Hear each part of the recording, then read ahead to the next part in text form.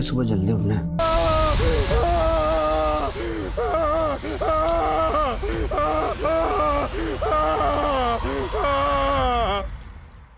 नमस्कार, आदाब।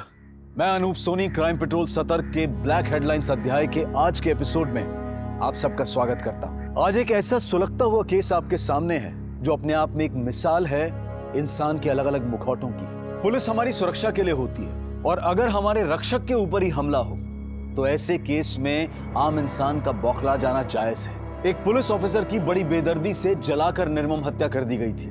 मानो कातिल ने पूरे पुलिस डिपार्टमेंट को चैलेंज किया था और इस ब्लैक हेडलाइंस ने न सिर्फ उत्तर प्रदेश पुलिस को बल्कि साथ ही साथ पूरे देश को हिलाकर रख दिया था।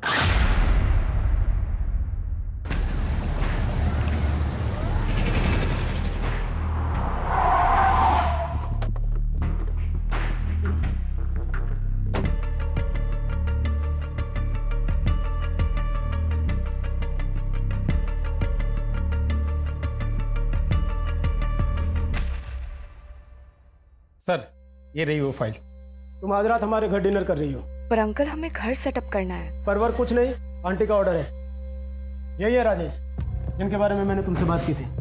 और राजेश, यह है गुंजन, मेरी भतीजी, जिसे तुम्हें ट्रेन करना है। Good morning sir. Morning. He is one of the most talented officer. Cadet academy का एक्सीलेंस अवार्ड विनर भी है। और राजेश, तुम्हें मेरी भतीजी को ट्रेन तो करना ही है, लेकिन इसे मेरी भतीजी समझकर छूट देने की कोशिश मत करना। और गुंजन, तुम्हारा मेंटर बहुत स्ट्रिक्ट है, जरा ध्यान से। अंकल ने आपकी बहुत तारीफ की है। I am really lucky to have you as my mentor. सुबह 7 बजे workout and be on time. Good luck.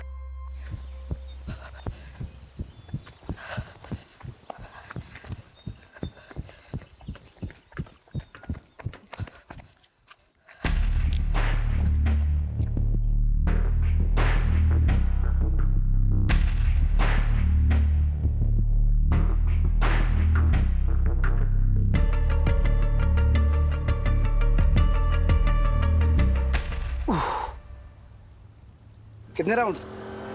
1100। थक गई? No sir. अरे Shiv Prasad, good morning sir. Good morning. बच्चों को स्कूल छोड़ दिया? जी सर। और सपाटे मारो। अरे सर, हमसे नहीं हो पाएगा। बस ऐसे पेट लेके घूमते रहो फिर। बंदोबस्त के लिए तैयार हो? Yes sir. गुड।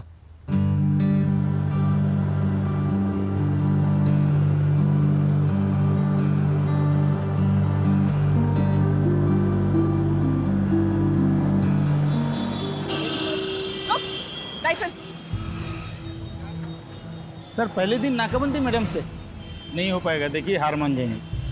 अगर आज ये हार मान गई तो आगे बड़ी ऑफिसर कैसे बनेगी? हेलो, रुको। लाइसेंस। मैडम, लाइसेंस घर पे है, आप भी घर जाओ। क्यों अपनी धूप में त्वचा खराब कर रही हो? त्वचा काली पड़ जाएगी। औरत से बात करने की तमीज सीख ले, वरना तेरे चेहरे का रंग बिगाड़ दूंगा मैं। लाइसेंस दिखा, चल।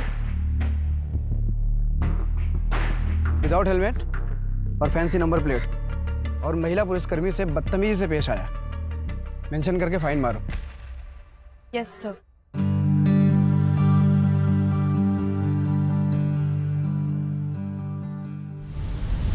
सर, आप इतना कॉन्फिडेंस लाते कहाँ से हैं? वर्दी से।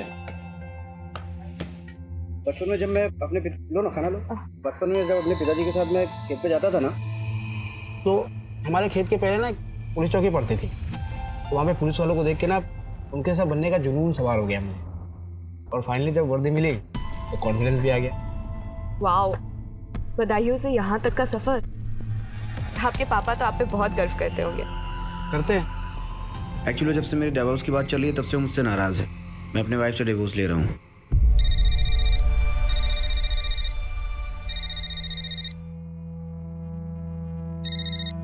हाँ। कहाँ तक पहुँचे? कहाँ पहुँचे मतलब? तुमसे तो बात ही करनी बेकार है। सोनू का बर्थडे भी याद नहीं है ना आज तुमको? हेलो हेलो, सॉरी, कुछ अर्जेंसी है, मुझे निकलना पड़ेगा। Okay sir.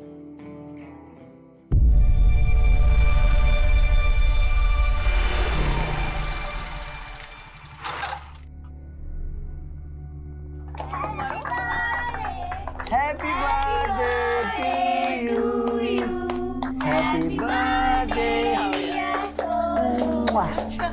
Happy birthday to you.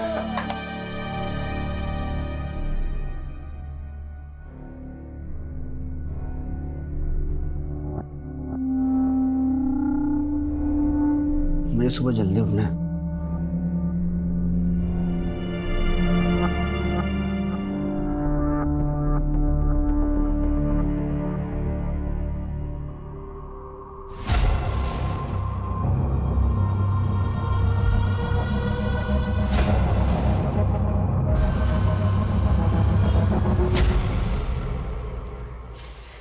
ये क्या हर दिन केस चलता रहता है तुम्हारा?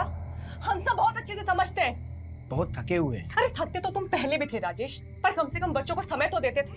आजकल बहुत ज्यादा बिजी रहते हैं, बहुत ज्यादा काम है, समझा? हाँ बहुत काम है तुमको। अरे पहले तो तुम घर आते थे हमारे हाथ का खाना खाने के लिए भाग भाग के। अब क्या हो गया है? यार हमको तुमसे बहस नहीं करनी, हमको नींद आ रही, सुबह जल्दी उठना है, सो जाओ।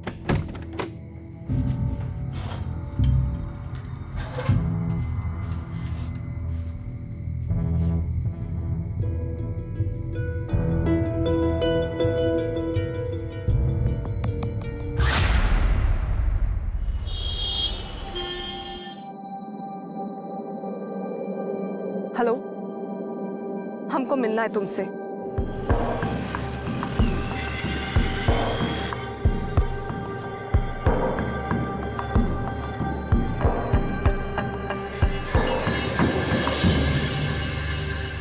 आपने जैसा कहा हम वैसा ही कर रहे हैं।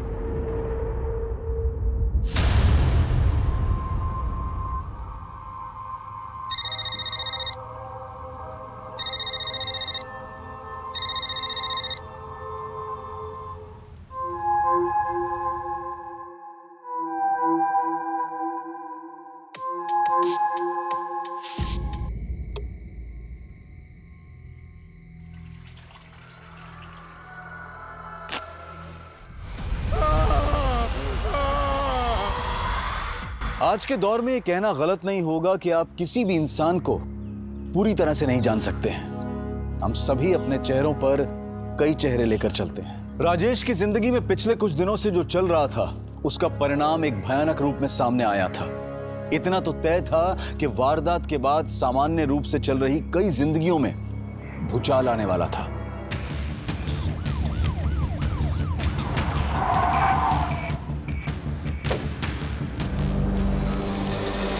कोई जिंदा है? उठाओ उठाओ, जल्दी उठाओ, हॉस्पिटल ले चलो जल्दी।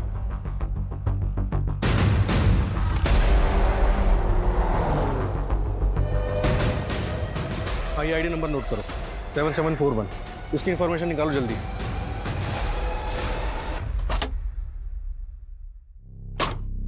सर, विक्टिम ने पुलिस की वर्दी पहनी हुई थी। ये आईडी कार्ड मिला, इसके जरिए हम उसके बारे में पता लगाने की कोशिश कर रहे हैं। सर, बॉडी काफी जल चुकी, 90% से भी ज्यादा, काफी क्रिटिकल कंडीशन। आसपास कुछ और बरामद हुआ, मोबाइल या पर्स वगैरह? नहीं सर, कुछ नहीं मिला। सुनसान इलाके में अकेला कर क्या रहा था? सर, हो सकता है किसी केस पे काम कर रहा हूँ। अगर केस पे काम कर रहा होता तो लोकल पुलिस स्टेशन हमारी टीम को इन्फॉर्म करता। सड़क से इतना अंदर अकेले सुनसान इलाके में आने का रिस्क है। ऐसा करो, आसपास के 4-5 किलोमीटर के रेडियस में अच्छी तरह सर्च करो, कुछ ना कुछ जरूर मिलेगा। पुलिस वाले को जलाकर मारने की कोशिश हुई, मामला कुछ बड़ा ही हो।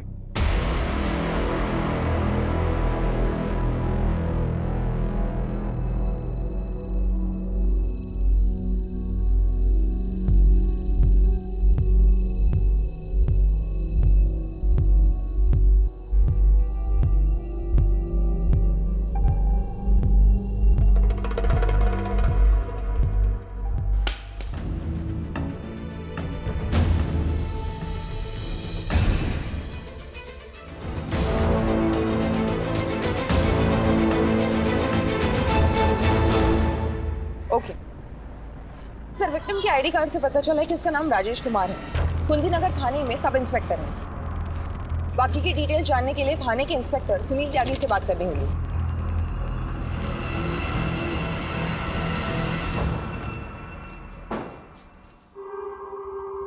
Patient is no more.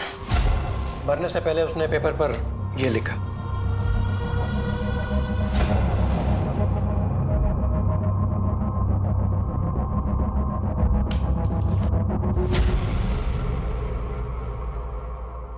Doctor, हमें बॉडी की ऑटोप्सी रिपोर्ट कितनी जल्दी मिल सकती है? ऑटोप्सी रिपोर्ट तैयार करने में हमें कम से कम 24 से 48 घंटे लगेंगे। राजेश के साथ ऐसा होना हमारे लिए काफ़ी शॉकिंग है। राजेश उस इलाके में किसी केस की इंक्वायरी के लिए गया था। केस? राजेश तो काफ़ी वक्त से सस्पेंडेड था, उस पर तो डिपार्टमेंटल इंक्वायरी चल रही थी। इंक्वायरी? जी एक्चुअली हमारे एक ऑफिसर ने लकी नाम के एक हिस्ट्री शीटर को गिरफ्तार किया था और उसके पास से 2 पिस्टल बरामद हुई थी। काफ़ी पूछताछ के बाद उसने कबूल किया कि वो पिस्टल उसे राजेश ने दिए थे। राजेश उस वक्त हमारे थाने का आर्म्स इंचार्ज था। ये लकी अभी भी आपकी कस्टडी में है? जी हाँ। अच्छा, ये आमला कौन है? राजेश की बीवी। देखिए जी, आपको क्या लगता है राजेश उस सुनसान इलाके में क्या करने गया होगा? हो सकता है उसे अपने केस के बारे में कोई क्लू मिला हो या किसी से मिलने गया हो। मैं पक्के तौर पर कुछ नहीं कह सकता। Excuse me. इस लकी से पूछताछ के लिए परमिशन निकलवाओ।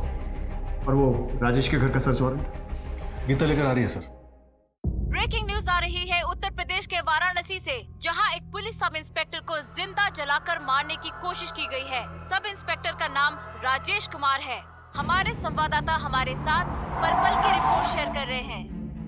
सर, हमें पता चला है कि सब इंस्पेक्टर राजेश कुमार को जिंदा जलाकर मारा गया है। पुलिस ने इस मामले में अब तक क्या कदम उठाए हैं? सर, क्या ये मामला पर्सनल दुश्मनी का है या इस मामले का लिंक किसी और बड़े मामले से है? देखिए, सब इंस्पेक्टर राजेश कुमार की हत्या हमारे डिपार्टमेंट पे भी शॉप, लेकिन मैं आपको एक चीज की गारंटी दे दूं कि हम मुजरिमों तक पहुंचने में कोई कसर नहीं छोड़ेंगे। प्लीज। राजेश की हत्या की वजह से मीडिया में बहुत बवाल है। हमारे अपने आदमी के साथ क्राइम हुआ है, इसलिए सबकी नजर इस पर। तो मुझे इस केस में जल्द से जल्द प्रोग्रेस चाहिए। गीता, क्राइम लोकेशन पर एक टीम के साथ जाओ, फिर से अच्छी तरह पूरी सर्च करो। सर। दुबे, राजेश की बीवी अमला से मिलो, उससे पूछताछ करो और उसके घर की तलाशी लो। और हाँ, जब तक ये केस सॉल्व नहीं हो जाता है कोई ब्रेक नहीं लेगा। Is that clear? सर।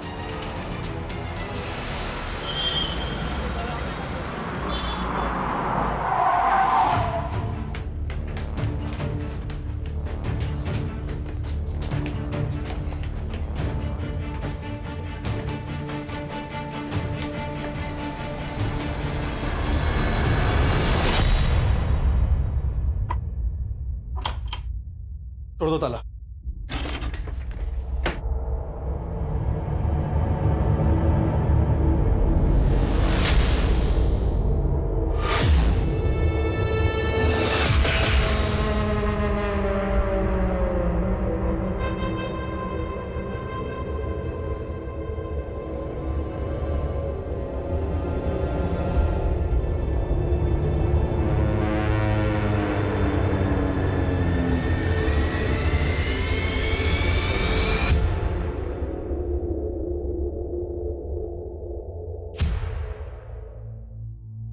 ये राजेश की बीवी आमला कहाँ है? सर, कहाँ है ये तो पता नहीं, लेकिन 6-7 दिन हुए यहाँ से गए हुए। बच्चों के साथ निकलते हुए देखा था। और हाँ सर, हाथ में सूटकेस भी था। बहुत गुस्से में थी।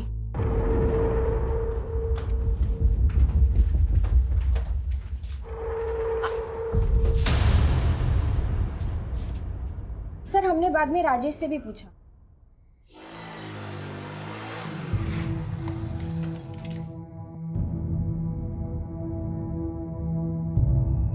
राजेश, आमला कहाँ गई है? वो हमारे गांव गई है, बदायूं। अचानक से? बताया नहीं उसने। सब ठीक तो है ना आप दोनों के बीच? हाँ, सब ठीक है। वो अचानक उसका जाने का प्लान बन गया ना, तो इसलिए शायद बताना भूल गई होगी। हमें थोड़ा अजीब तो लगा था, क्योंकि सर इससे पहले आमला कभी बदायूं नहीं गई। और वैसे भी सर, पति पत्नी में अगर झगड़ा होता है तो पत्नी मायके जाती है, ना कि ससुराल। उनके बीच झगड़े किस बात पे होते थे? झगड़े होते तो थे, लेकिन किस बात पर होते थे वो हमें नहीं पता।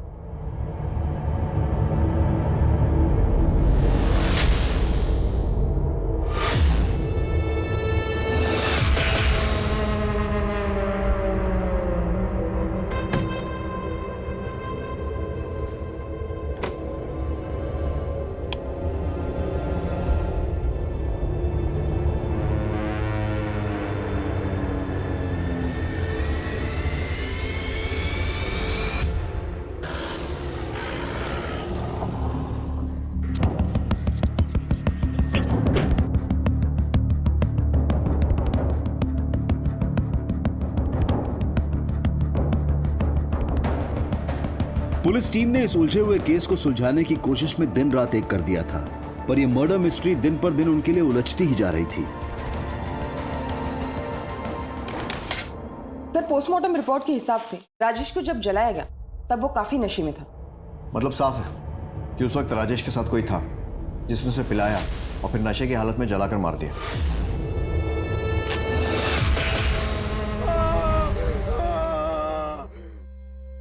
क्राइम स्पॉट से कुछ और? नहीं सर, कुछ नहीं मिला। और आमला? सर पड़ोसी ने बताया कि आमला राजेश के गांव बदायूं गई है और राजेश की फैमिली बनारस आने वाली।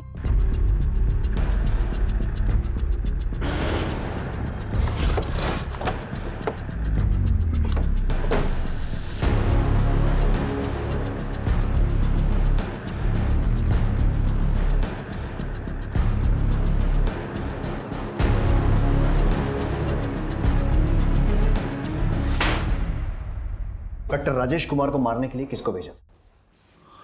क्या बोल रहे हैं सर आप ये?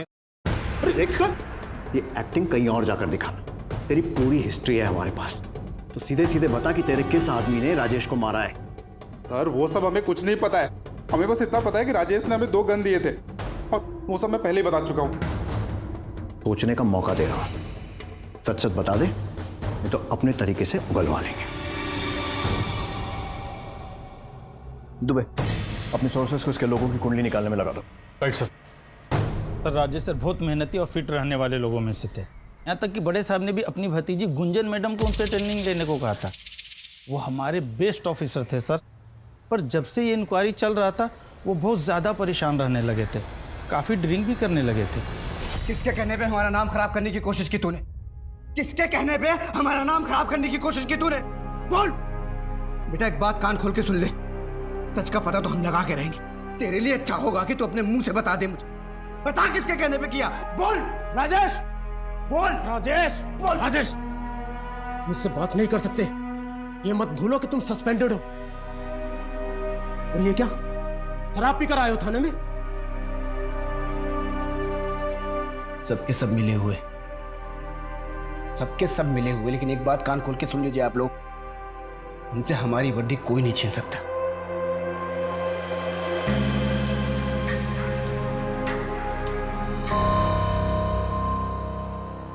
अच्छा, राजेश की थाने में बाकी सब लोगों के साथ कैसी बनती थी? बाकी सब लोग के साथ तो ठीक ही था, पर अजय सर के साथ शुरू से उनका 36 का आंकड़ा था। क्या बकवास कर रहा मेरे बारे में तू?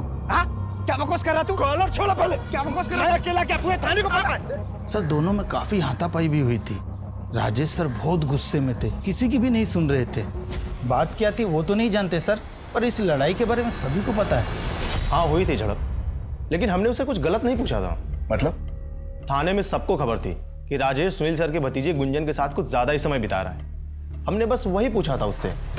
राजेश और उसकी पत्नी के बीच में झगड़े चल ही रहते, एक झगड़े के गवाह तो हम खुद हैं। अरे पहले तो तुम घर आते थे हमारे हाथ का खाना खाने के लिए भाग भाग के, अब क्या हो गया है? और इतना ही नहीं, हमारे कांस्टेबल ने राजेश को सुबह सुबह गुंजन के घर से निकलते हुए भी देखा था। ठीक, ये तो ये राजेश की कहानी। अब अपनी कहानी सुना। राजेश से दुश्मनी की वजह? सर कोई जाति दुश्मनी नहीं थी, एक वर्क प्लेस में 2 कॉम्पिटिटर्स के बीच में जैसा होता है, सिर्फ उतना ही। कॉम्पिटिटर्स? और वो गन्स वाले केस में राजेश का इन्वॉल्वमेंट? उसकी लाइफस्टाइल देख के कोई भी बता देगा कि वो उस मामले में जरूर इन्वॉल्व होगा। उसके खर्चे उसकी कमाई से दुगना थे। आपकी भतीजी गुंजन इस वक्त कहाँ है? उसका एक्सीडेंट हो गया था, इसी वजह से वो लीव पर है अपने होम टाउन लखनऊ में। लेकिन आप गुंजन के बारे में क्यों पूछ रहे हैं?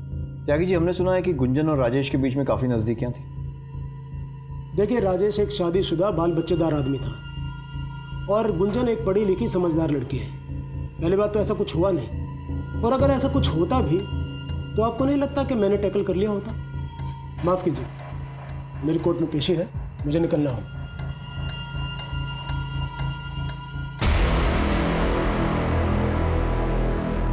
जैसे जैसे इन्वेस्टिगेशन आगे बढ़ रही थी, नए नए खुलासे हो रहे थे। एक पुलिस ऑफिसर की जिंदगी में वर्दी और ओहदे के अलावा कई केसेस की उलझनें भी होती हैं, और कई बार उन उलझनों का असर जाती जिंदगी पर पड़ता है और कई बार जाती जिंदगी का असर काम पर। राजेश मर्डर केस की अब तक की तहकीकात में दोनों ही पहलू बहुत उलझे हुए मिल रहे थे और ये केस अब बहुत बड़ा हो गया था।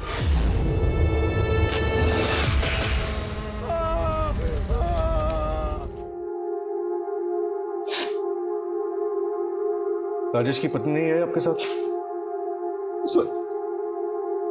सुनने में तो आया था कि वो आजकल यही बनारस में। बनारस में? लेकिन हमें तो पता चला है कि वो पिछले हफ्ते बदायूं चली गई थी। ये क्या बात कर रहे हैं सर? 6 महीने हो गए जब से डिवोर्स की बात चल रही है। वो बोला यहाँ बदायूं क्या करने आएगी साहब? 6 महीने? लेकिन 1 महीने पहले तो राजेश ने अपने बेटे का बर्थडे सेलिब्रेट किया था। सर, राजेश का कोई बेटा नहीं, उसकी एक बेटी है। यही है ना राजेश का परिवार? नहीं साहब, ये राजेश का परिवार नहीं है।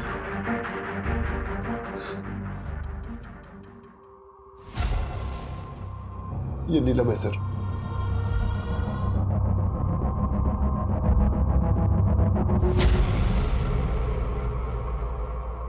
तो क्या नीलम दूसरी औरत के बारे में सही कह रही थी?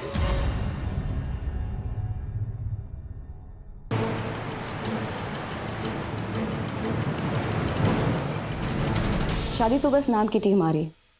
शुरू में ट्रेनिंग के दौरान 3-4 महीने में 1-2 बार आ भी जाते थे। जैसे पिंकी बड़ी हुई और हमने बनारस आने के लिए कहा तो। अरे तुमको पता है सरकारी कामों में कितना वक्त लगता है? क्वार्टर मिलते ही तुमको और पिंकी को अपने साथ ले जाएंगे बस। अली मेरा बच्चा, ऐ शाबाश। किसी तो पापा को पहले तो पिंकी के बीमार होने पर या इसके कॉल करने पर आ भी जाते थे, फिर धीरे धीरे बंद हो गया। मुझे हमेशा से ही ऐसे लगता था कि वो मुझसे कुछ छुपा रहे हैं। तुम यहाँ बनारस में? पिंकी कहाँ है? मासी की है ललनपुर में। अभी तो हम बहुत बिजी हैं, तुम चलो हम शाम को मिलने मासी के घर आते हैं।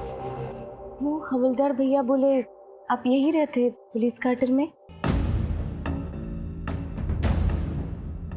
हाँ।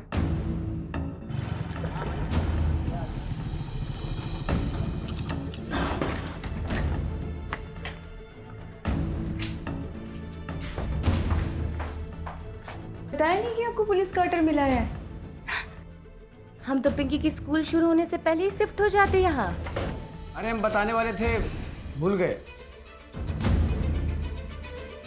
अरे ज्यादा टाइम नहीं हुआ क्वार्टर मिले को।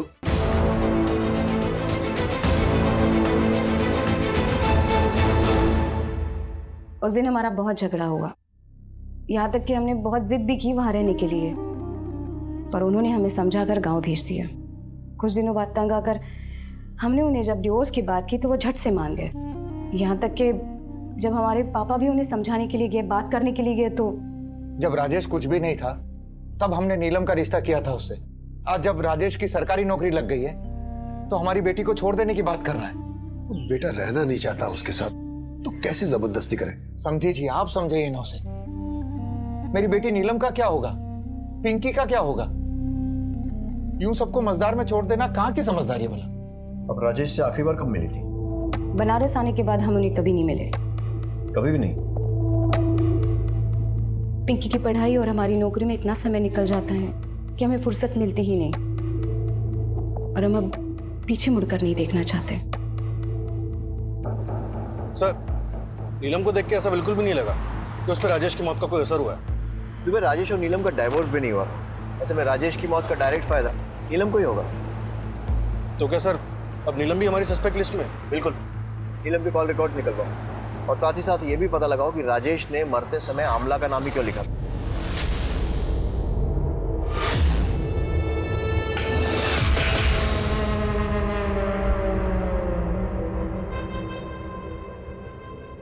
कहते हैं कि हर इंसान के कितने मुखौटे होते हैं ये वो खुद भी नहीं जानता। राजेश के कितने मुखौटे थे? अगर नीलम राजेश की पत्नी थी तो फिर अमला कौन थी? अमला का नाम राजेश ने मरने से पहले लिखा था। क्या वो कोई क्लू था, या फिर राजेश को अमला की चिंता थी, या वो अपने कातिल की तरफ इशारा कर रहा था? पुलिस के लिए गुत्थी सुलझने की बजाय हर कदम पर और उलझती जा रही थी। जिस अमला को पुलिस अब तक राजेश की पत्नी मानकर चल रही थी वो कोई और ही थी, पर कौन थी वो और कहां थी? और क्या राजेश की मौत में उसका कोई हाथ था?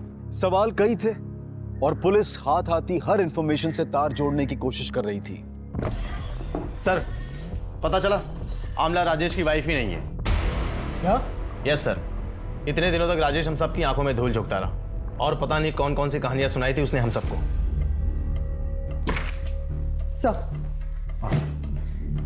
सर हर सीसीटीवी फुटेज चेक किया लेकिन राजेश का कहीं पर भी कोई फुटेज नहीं मिला। जिस भी व्हीकल पर डाउट होता है सर्च करो। राजेश किसी ना किसी जरिए से किसी साधन से वहां पहुंचा होगा। आसपास वालों से भी पूछताछ जारी रखो। और सर एक खबरी से ये भी पता चला है कि लक्की के घर कुंती नगर थाने से कोई पैसे भेजता था। गीता, तुम लकी के घर जाओ। सर, हमने आमला और उसके बच्चों के बारे में पूछताछ की। आमला के बच्चे जिस स्कूल में पढ़ते हैं वहाँ पे पिता की जगह राजेश का नाम नहीं, किसी संजय गोयल का नाम है। इस संजय गोयल के बारे में भी पता किया। ये किसी बैंक में काम करता है। उसे थाने तुरंत बुलाया है।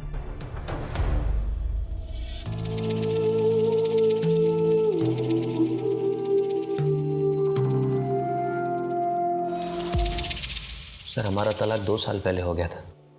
आमला का हमारी माँ के प्रति व्यवहार बिल्कुल अच्छा नहीं था। हमने बहुत कोशिश की बदलने की कि सब कुछ ठीक हो जाए, लेकिन वो नहीं बदली। बहुत जिद्दी है। आमला, तुम्हें किसी भी चीज की जरूरत हो, कोई भी हेल्प चाहिए तो मुझे बेझिझक बोलना। झिझक? झिझक कैसी?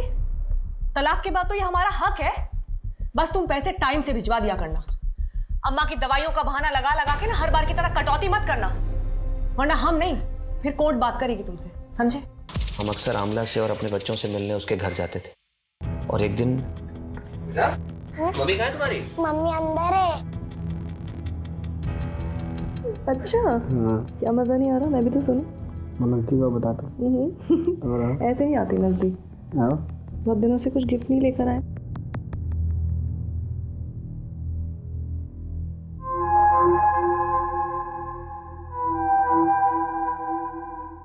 क्या कहा तुमने? शादीशुदा है और एक बच्चा भी है। तुम इससे मिली कहाँ? यही रहता है पास में। बेचारा हर दिन मशक्कत करता था खाने के लिए, तो एक दिन हमने सोचा घर पर ही बुला लेते हैं। बस तभी से यहीं का होकर रह गया है। और फिर संजय, तुम तो जानते ही हो हमारे हाथ के खाने का जादू है ना। एक शादीशुदा आदमी के साथ रहकर तुम्हें क्या मिल जाएगा? और ये बच्चे, इनके बारे में सोचा है कभी? जब ये सब देखेंगे तो क्या असर पड़ेगा उन पर? संजय, बच्चों के बारे में सोचकर ही ये कदम उठा रहे हैं। सरकारी नौकरी करता है राजेश, दोनों बच्चों का भविष्य एकदम सुरक्षित रहेगा। और तो और अपनी बीवी को तलाक देने के लिए भी तैयार है हमारे लिए। सर, आमला ने अपनी जिद के आगे किसी की नहीं सुनी, ना तब ना अब। लेकिन हमारा डर गलत नहीं था सर।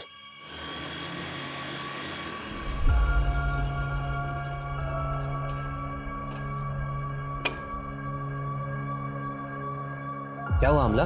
मुझे क्यों बुलाया? उसको अब हमें इंटरेस्ट नहीं रहा है। हमने तुमसे पहले ही कहा था वो तुमसे शादी नहीं करेगा। तुम ही सबने देख रही थी शादी की उससे। राजेश पुलिस में है, अच्छा कमाता है, अच्छा दिखता है। अब इस उम्र में भला राजेश से बेहतर 2 बच्चों के साथ हमको और कौन मिलेगा? हम नहीं थे तुम्हारे पास? राजेश ने हमारे लिए अपने बीवी बच्चों को छोड़ दिया और तुमने अपनी माँ के लिए हमें ही छोड़ दिया। हम बच्चों की स्कूल की फीस भी भरनी है। हमको तो समझ ही नहीं आ रहा है कि हम इतना सारा खर्चा अकेले कैसे उठाएंगे। चिंता नहीं करो, हम कल ही तुम्हारे अकाउंट में पैसे भिजवा देंगे। आमला से आखिरी बार कब मिले थे? सर, मिले तो नहीं, लेकिन कुछ दिन पहले उसका फोन आया था।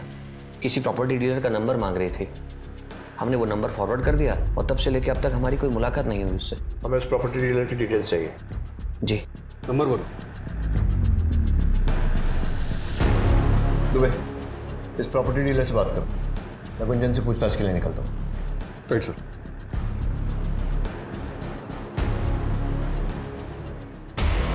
बहुत गूंज सुन रहे हैं आपके नाम की गुंजन जी।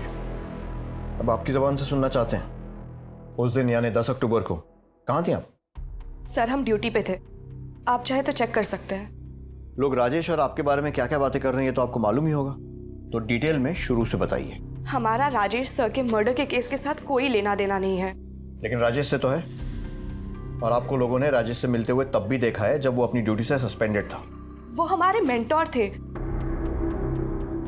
हम बुरे वक्त में उनसे मिल भी नहीं सकते। बिल्कुल मिल सकते। फिर तो राजेश के मरने के बाद हॉस्पिटल आकर उसको देखना और हमसे बात करने का समय भी निकाल सकते हैं। देखिए सर, हम राजेश सर को बहुत मानते थे। वो हमें ट्रेन कर रहे थे और हम इमोशनली भी काफी कनेक्टेड थे। और जब हमारा एक्सीडेंट हुआ तब अंकल ने बोला कि मैंने भैया को फ़ोन कर दिया है, वो बस पहुंचने ही वाले होंगे। तुम उनके साथ घर चले जाओ, तुम्हें अच्छा लगेगा। क्या राजेश की मौत का उसके केस से कोई लेना देना हो सकता है? राजेश सर हमेशा कहा करते थे कि उन्हें कोई फंसा रहा है, पर अंकल का कहना था कि राजेश सर अच्छे इंसान नहीं है। मैंने समझाया था ना तुम्हें, राजेश अच्छा इंसान नहीं है, मत पड़ो उसके चक्कर में। देखा क्या सच्चाई है उसकी। अब जैसा मैं कहूँ वैसा करो। तुम्हारे और राजेश के बीच में जो कुछ था उसे भूल जाओ, खामा बदनामी होगी। कुछ दिन बाद मैं तुम्हारा ट्रांसफर किसी दूसरी जगह कर दूंगा, तुम वहां से अपनी जिंदगी की नई शुरुआत करना। अब तो ऐसी हालत हो गई है कि किसी पे भी भरोसा करने की हिम्मत नहीं होती।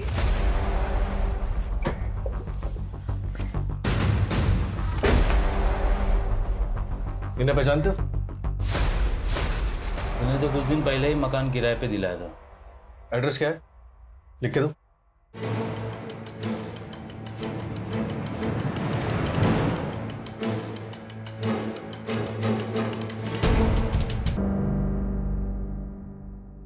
सर, ये आमला के घर पे कुछ तो बड़ा कांड हुआ है, आप प्लीज जल्दी आइए। ठीक है, ओके सर।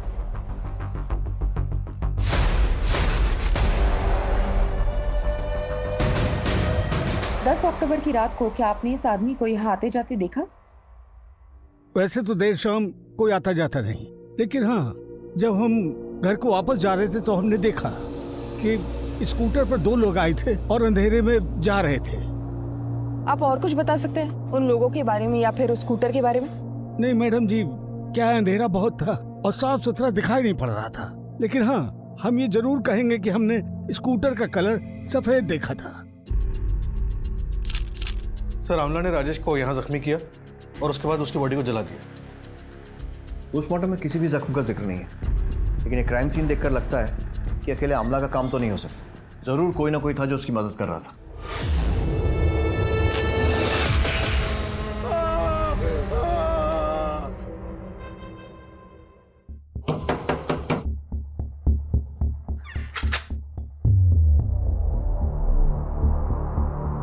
आप कौन?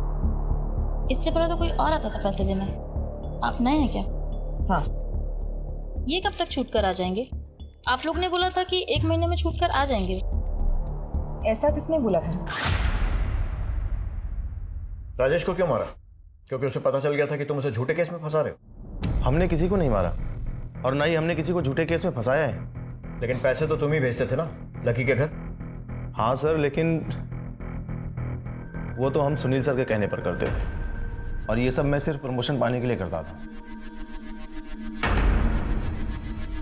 आपके पास क्या प्रूफ है कि मैंने ये किया?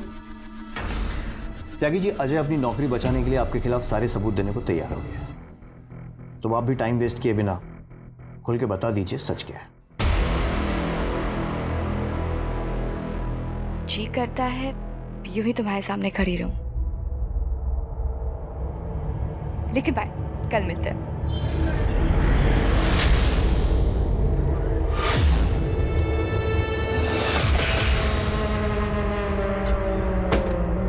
तुम्हें उसे जो सिखाना था तुमने सिखा दिया। तुमसे पहले भी कह चुका हूं कि उससे दूर रहो, वरना ऐसी जगह ट्रांसफर करूंगा ना, बिजली पानी को तरस जाओगी। आप मेरा ट्रांसफर तो करा देंगे सर, और गुंजन को कैसे रोक पाएंगे मेरे साथ आने से? जब राजेश फिर भी नहीं माना तो हमने एक तीर से 2 शिकार करने के बारे में सोचा। हमने उसे एक ऐसे केस में फंसाया जिससे हम ही उसे निकाल सकते थे। वो जब भी हमारे पास गिड़गिड़ाते हुआ आता तो हम उसके सामने एक ही शर्त रखते, गुंजन से दूर जाने की शर्त। जब इतना फुल प्रूफ प्लान था तो ऐसा क्या हुआ कि आपने अगला कदम उसे मारने का उठा लिया? हमारा प्लान सक्सेसफुल होता उससे पहले ही किसी ने उसे मार दिया।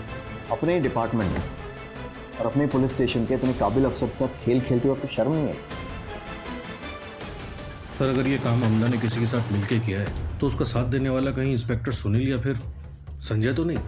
क्योंकि संजय हमेशा आमला की मदद करने के लिए तैयार रहता, हमें यहाँ तक पहुँचाने वाला भी संजय ही है। इंस्पेक्टर सुनील सिस्टम से वाकिफ है, वो खुद इस चक्रव्यूह में नहीं फंसेगा। जरूर उसका कोई ना कोई प्यादा होगा जो आमला की मदद कर रहा होगा। सर, मुझे तो कभी कभी लगता है इन सारी औरतों से तंग आके राजेश ने खुद अपना मर्डर प्लान करवाया और खुद आमला को मार के कहीं फरार हो गया। आमला को हर समय पैसों की जरूरत रहती थी। जरा इंस्पेक्टर सुनील और आमला दोनों के बैंक स्टेटमेंट चेक करवाओ। Okay sir. आमला अगर हाथ लग गई तो सच्चाई भी हाथ लग जाएगी। वो सफ़ेद स्कूटर या उन दोनों लोगों के बारे में कुछ पता चला? सर क्राइम स्पॉट पर जाने वाले सभी रास्ते और आसपास के सभी एरिया के सीसीटीवी फुटेज एक टीम चेक कर रही है। We are checking every possible way. Team से कहो कि कमर कस के तैयार हो जाए, ये कहानी अब क्लाइमैक्स तक पहुंचने वाली है।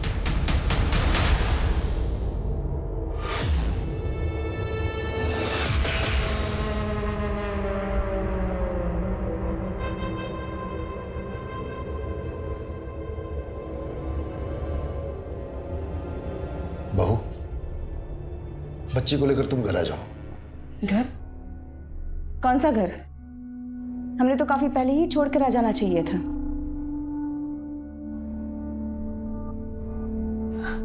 ऐसा ना कहो बहू कि ये बच्ची राजेश की आखिरी निशानी है।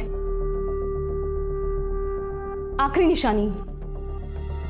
इस बच्ची को लेकर इस शहर में जब हम अकेले उसकी जिम्मेदारी उठा रहे थे तब कहाँ था आपका प्यार? लोग नौकरी देने के लिए जिस्म का सौदा करने की मांग कर रहे थे। एक अकेली औरत का इज्जत से रहना कितना मुश्किल होता है आप नहीं जानते। बेहतर है कि आप यहां से चले जाइए। पुलिस ने अपनी तहकीकात में कोई कसर नहीं छोड़ी थी। आए दिन कुछ नए खुलासे हो रहे थे। कभी ऐसा लगता था कि राजेश की हत्या में कोई प्रोफेशनल एंगल है और कभी ऐसा लगता था कि पर्सनल। केस घूमते घूमते एक चक्रव्यूह का रूप ले चुका था और ऐसे में पुलिस को एक और झटका मिला और इस चक्रव्यूह की गति को दुगना कर गया।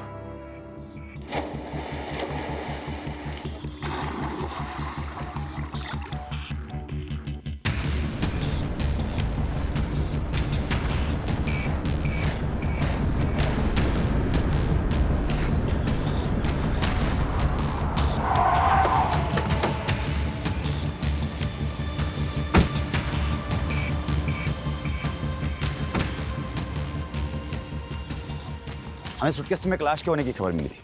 आपने जो अपने थाने से एक फोटो भेजा था उसका चेहरा इससे मिल रहा है।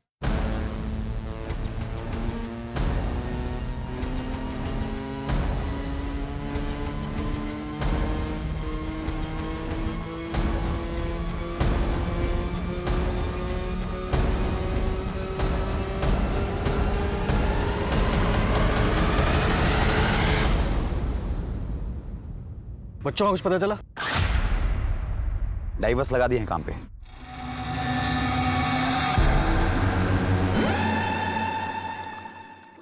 दुबे, इस केस ने तो सीधा यू टर्न ले लिया।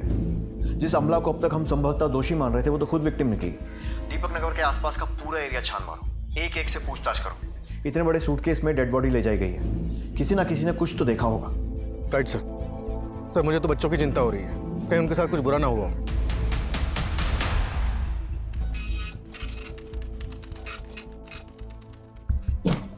सर, हमने आमना, नीलम और राजेश तीनों के पिछले कई हफ्तों के फोन लोकेशन मैच किए। सरप्राइजिंगली तीनों की लोकेशन कई बार एक ही जगह दिखा रहा है।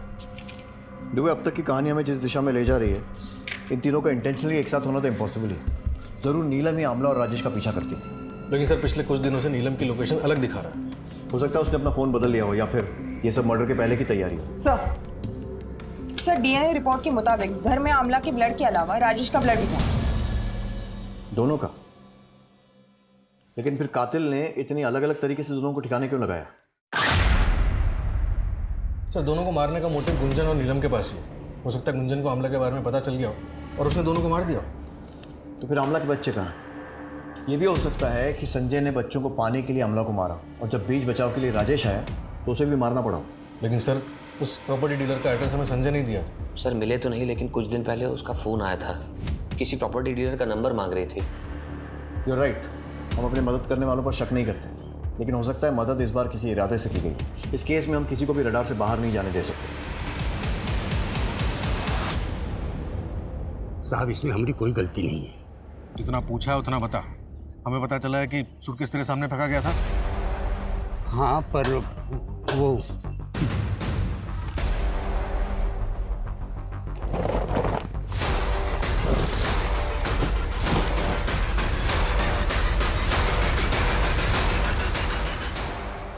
ये बता कि जिसने सूटकेस फेंका था उसे पहचान सकता है?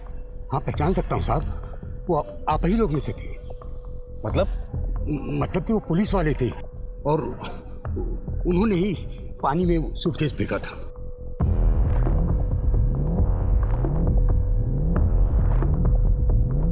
ये था? नहीं। ये? नहीं, ये भी नहीं। ये? यही था साहब, यही था। क्या हुआ साहब? ये नया सूटकेस पानी में काहे फेंक दिए?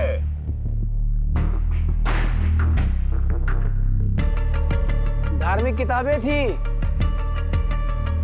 दीमक लग गई थी तो सोचे रोड पे फेंके तो पाप चढ़ेगा ना, इसलिए पानी में फेंक दिए।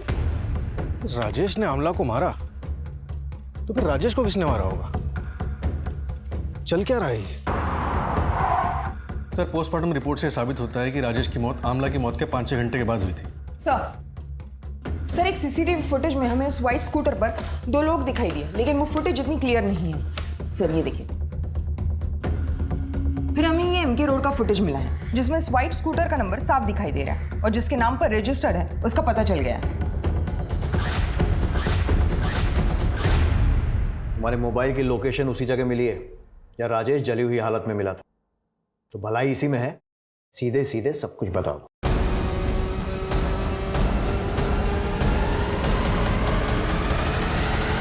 तुम्हें कैसे पता था कि राजेश उस रात वहीं मिलेगा? हम बहुत दिन से उसका पीछा कर रहे थे सर, और उस दिन तुमने अगर हमसे शादी नहीं की ना तो हम जाके सबको सच्चाई बता देंगे। अरे केस तो तुम्हारे ऊपर पहले ही चल रहा है और तुम्हारी नौकरी भी 100% जाएगी।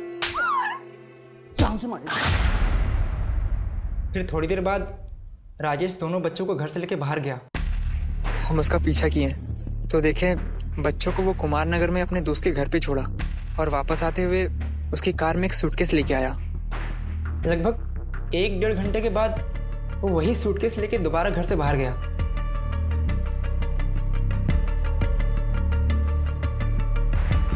हमको कुछ गड़बड़ लगा सर, इसलिए हम अपना दोस्त को फोन करके बुला लिए। उसके बाद हम दोनों राजेश की गाड़ी का पीछा करने लगे।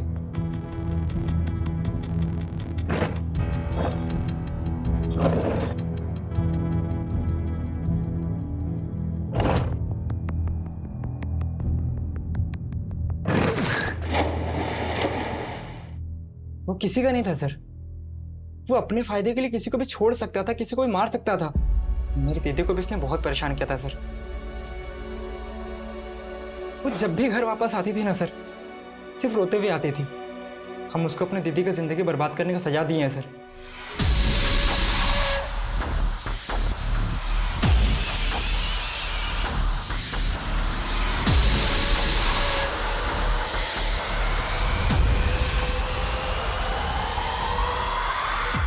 और ये सोचे हो कि सजा देने के चक्कर में तुमने खुद को कितनी बड़ी सजा दी है, और उससे भी बड़ी सजा दी है अपने परिवार को।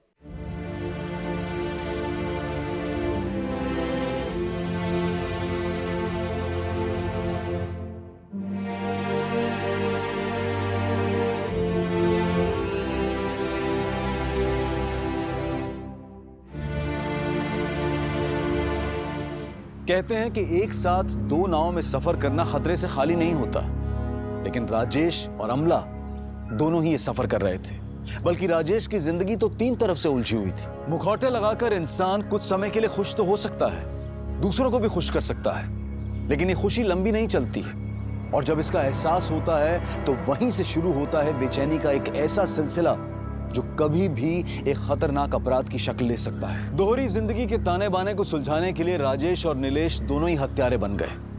अपनी इच्छाओं को पूरी करना कोई बुरी बात नहीं है, लेकिन हम सही और गलत के बीच के अंतर को समझने की कोशिश नहीं करते हैं, उसके अंजाम की परवाह नहीं करते हैं, और नतीजा हम खुद ही अपनी तबाही के जिम्मेदार बन बैठते हैं। अब मैं अनूप सोनी आपसे विदा लेता हूं, फिर मुलाकात होगी क्राइम पेट्रोल सतर्क के ब्लैक हेडलाइंस अध्याय में एक और चौंका देने वाले केस के साथ। और याद रखें, क्राइम और आपके बीच में सिर्फ इतना फर्क है कि आप कितने सतर्क हैं। सतर्क रहें, सुरक्षित रहें।